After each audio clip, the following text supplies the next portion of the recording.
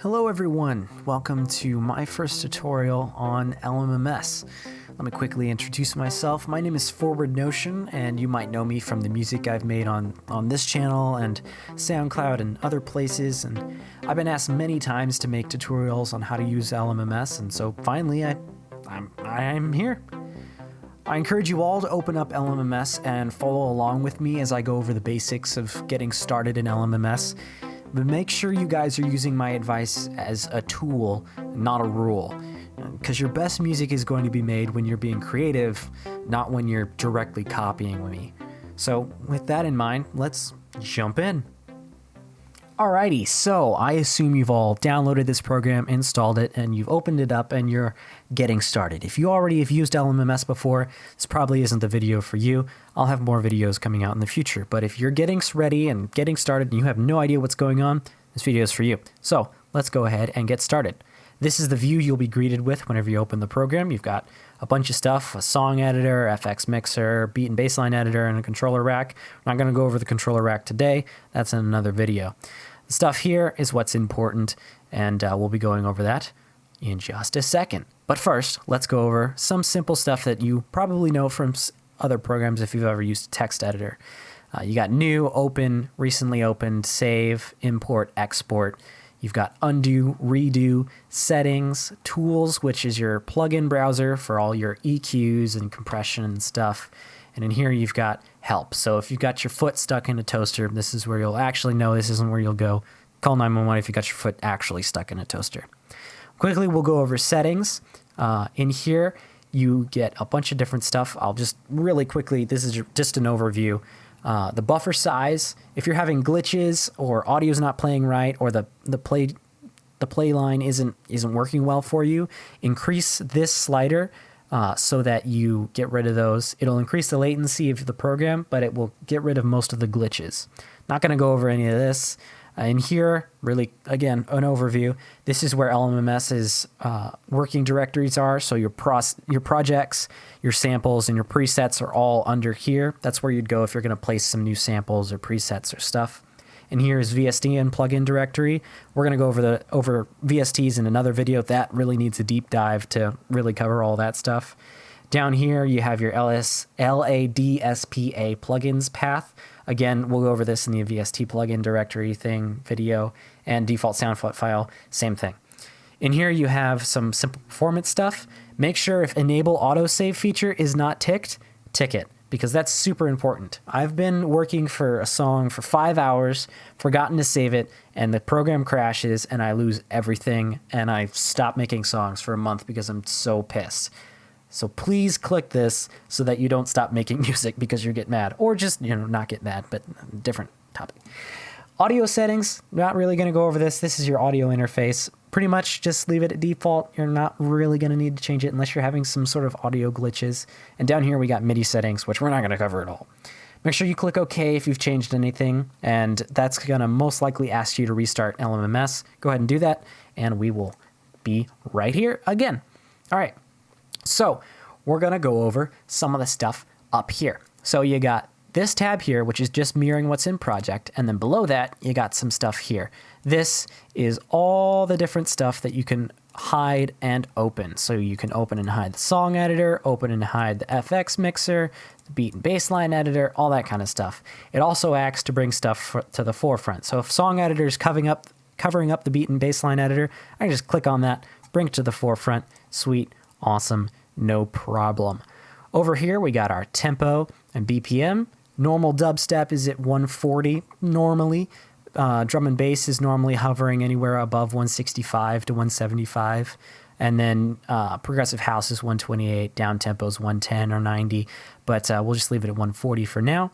Time signature, just leave it at 4/4 until you get into some more advanced stuff. Music nowadays, most pop music, most dubstep, most electronic music is in 4/4. So it's 1, 2, 3, 4, 1, 2, 3, 4. Other time signatures like 3/4 are 1, 2, 3, 1, 2, 3, 1, 2, 3, 1, 2, 3. So it's a different feeling to the song, and it changes some stuff, and we'll go over that in another video. Over here, you got your master volume, your master pitch, and a little visualizer here. All right. The side panel over here is where your instruments are at. So the top little icon here is your instrument panel. These are all the instruments built into LMMS. They are some powerful stuff here. And we'll be going over some individual instruments in other videos. But to add an instrument to your song editor or your beat and bassline editor, you're just gonna click and drag it, and it will place. Same thing for the song editor, click and drag and place, and there it is. If you need to delete a track, just click on the little settings icon and click remove track. If you've created something, so say I make something in here and I want to copy that into the identical track for some reason, maybe I'm doing some sort of stereo panning, I'd click this and clone track, and that gives me the same thing there. Alrighty, next down the list is you have projects. That's a mirroring of this open projects here. My samples is where all of your kicks and your drums and stuff are going to be at. So for this, we'll just grab a snare. And to place it in the beat and bassline editor, all you have to do is double click, or you can click and drag. That will also do it. If you want to place it in the song editor, you have to click and drag. That will place it in the song editor. Now we got our snare there. Drums, should I have a kick? That's fine. All right. So I got a kick and a snare. We'll close that. This is where your presets are at. This is where everything's going to be at. So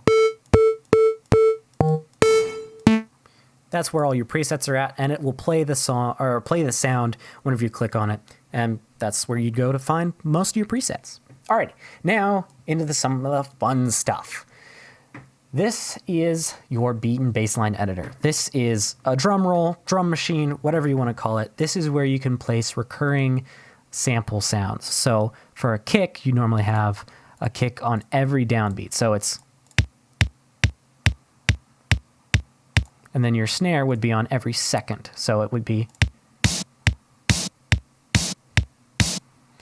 if you need to make these longer, right click and click add steps. That will increase the entire beat and bass line by one step here. So by default, it makes them that long. If you increase the length by one, it will make them 2 long. If you increase it by another, it will make it 3 long. To increase it by another, makes it 4 long, and so on and so forth. We will stick with our default 1 length because we're not doing anything complex. We will quickly change this around to be something interesting there. So we have, now I want to change this name to just say kick instead of bass drum acoustic. So I'm going to double click on it and I'll change the name to kick. And I will change this to snare. Alrighty, so double clicking on them also brought up the kick and the snare. Both of these things you can also just single click and it will bring them up. I need to send these to my FX mixer so that I can mix them independent of these little volume knobs here. So in this case, the snare is a little bit louder than the kick.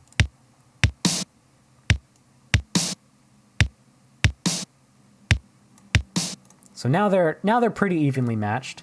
I'm gonna bump that up just a touch, but I also want to edit them in my FX mixer.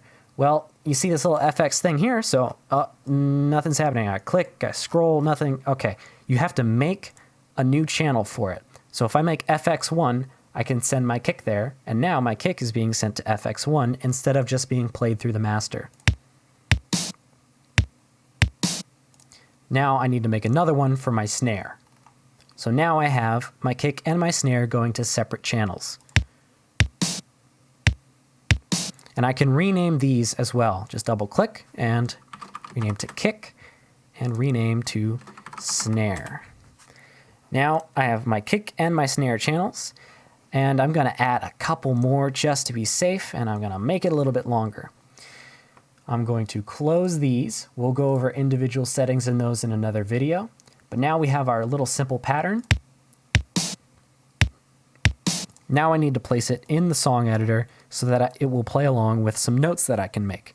So I can click, and that creates it in the song. So I play,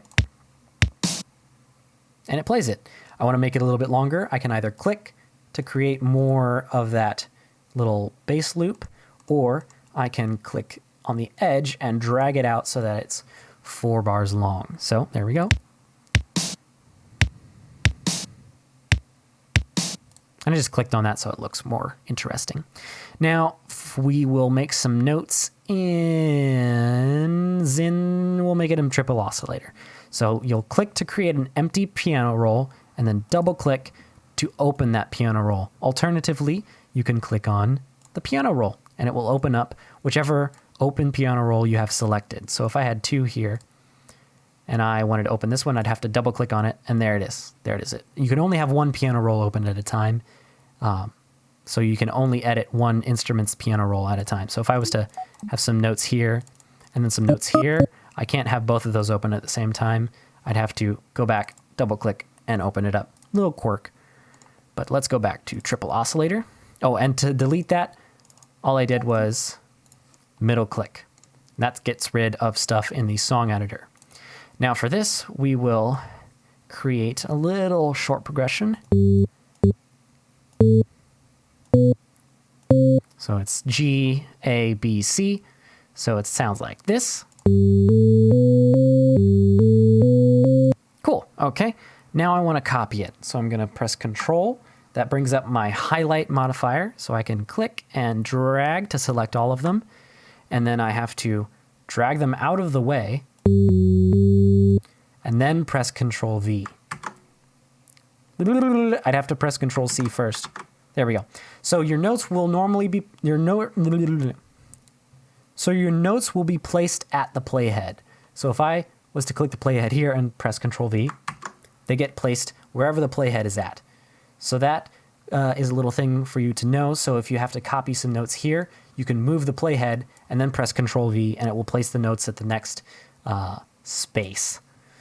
To delete a note, say oh dang it, I placed a note there. Just right click on the note. Or if you need to delete a bunch of notes, you can right click and drag over them. So I'm going to place those back. And then I'm going to edit their length a touch. So I'm going to make this one half. And I'm going to drag it and move it. And do the same thing for this.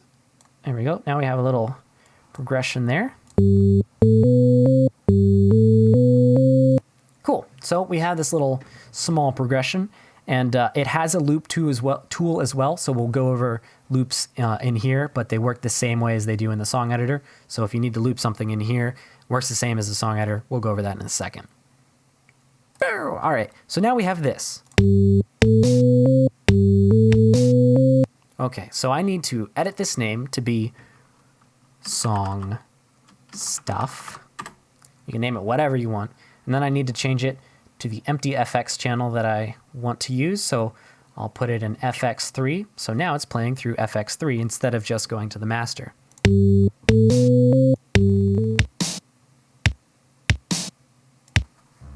Oh, and to copy it and paste it, you can either right click and click copy and then make an empty piano note and then paste, or alternatively, you can press and hold Control and then click and drag.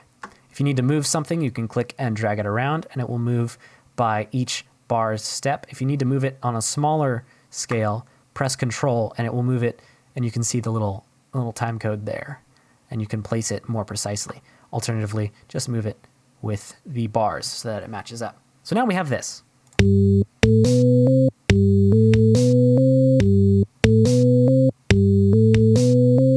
Cool. All right, so we're going to make that a little bit quieter. We're going to call this the song stuff again. Song stuff. All right, cool. Now we've got a little instrument, a little rhythm here. And then if we need to loop it, I can use my right mouse and click there. You probably can't see that, so I'll click this Enable Disable Loop Points. Loop. All right, now it's looping. So if I press play, let's just press play there.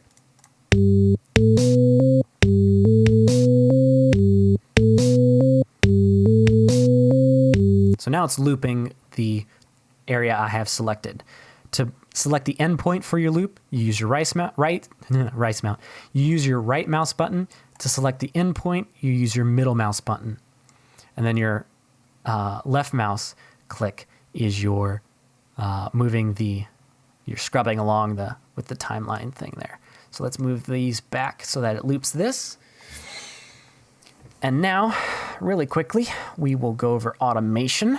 You can automate pretty much anything in LMMS. You can automate your tempo, you can automate this volume, you can automate pan, you can automate any volume here. You can automate a lot of stuff. So we're gonna create a new automation track. Looks a little bit different from the piano roll, and we'll make it a little bit longer so that it fits in what we wanna do. We'll double click, and here we are greeted with this strange interface, and it's blank because we haven't put anything on it yet. So forget that for a second. We'll go back to our song editor. We're gonna have the volume of our little song stuff lead here fade in with the track. So we will press Control, click, and drag it to that automation tab. Now, look, the automation tab changed a little bit. This blue area is what the level of my volume is. So if I click here and then click here, it's one steady volume here until it then shoots up to this volume here. That's not exactly what we want, so we're going to change it to be smooth. This is a smooth transition, and this is a linear transition. I normally use smooth for most of my stuff.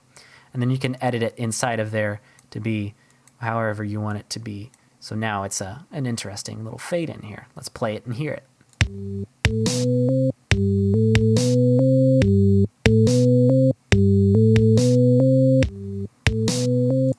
All right, cool. Now we got this little fade in. Say I wanted to copy these notes down to this instrument. Well, I can do the same thing as I did to copy it to the same instrument. I can press Control, click, and drag it down to there. And now it's copied on to my other instrument. So if we play it, which you can't really hear because it's very quiet,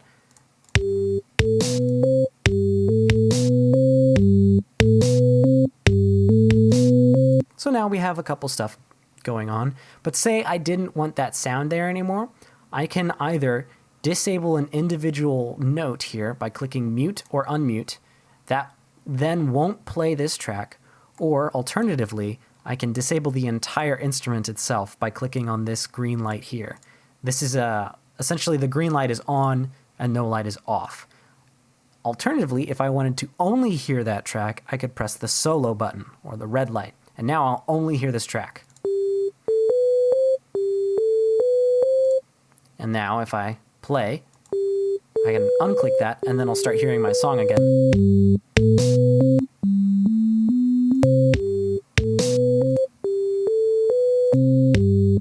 Cool.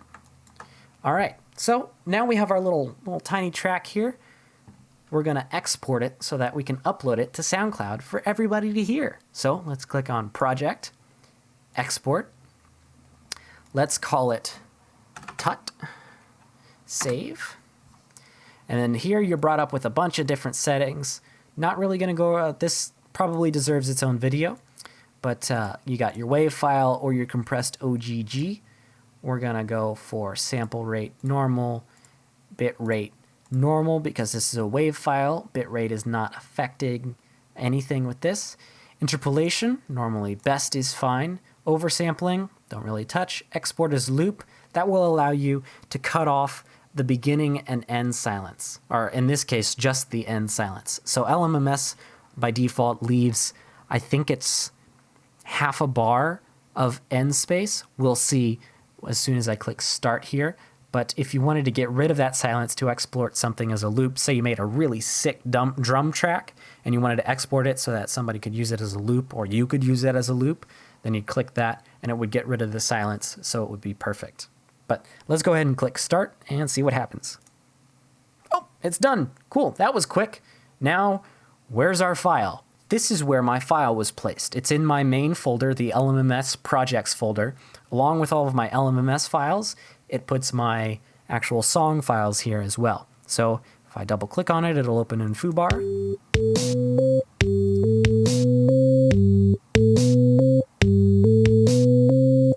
So there it is. There's my little loop songy thing there. And I could go to SoundCloud and just drag and drop that and upload that just like it is. And there's my song. So I hope you guys were able to learn something with this. I will be going over more stuff in future videos. But if you have any questions, if you think I missed anything, if there's anything you weren't quite sure about, go ahead and ask me in the comments, and I will do my best to answer them in either a comment, or I might even make a full video about it. But rest assured that you have the knowledge now to start making music. I'll be putting out more videos on more advanced stuff like routing for your mix bus and EQs and compression and effects and things of that nature, but you don't need to worry about that. All you need to do is just be creative with how you're using the presets that are built in. Just be having fun, learning how to use the program, build some cool songs, and put them out there for people to listen to, because that's the best way that you're going to get better, is by having people say, you know what, that little note change you had there in the middle of the song right before the drop, that was really cool. I like that. Or maybe bring down the drums, or any sort of constructive criticism is super helpful, especially to a young artist. So I hope you all were able to learn something from this. So until the next video, I'll be making music. I hope you are too. And I'll catch you guys next time.